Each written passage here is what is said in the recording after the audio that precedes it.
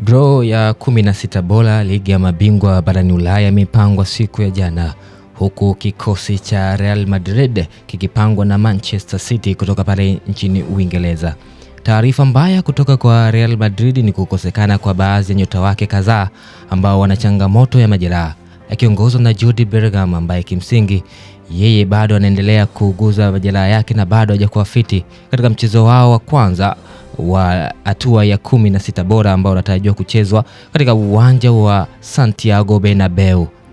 Lakini pia Kylian Mbappe ambaye yeye ana changamoto ya goti na bado hali yake haijatengemaa, hivyo kutakuwa na ugumu wa mchezo huo kucheza na kupelekea pengo katika kikosi hiko. Ukiachana na nyota hao wawili, lakini pia mlinzi wa kati Eder Militao pia naye yupo katika hatihati ya kukosa huo mchezo kutokana na majeraha. Hivyo Real Madrid wanakwenda katika mchezo wao wa kwanza wa 16 bora dhidi ya Manchester City wakiwakosa nyota wake watatu muhimu, Eder Militao, Kylian Mbappe, lakini pia Jude Bellingham.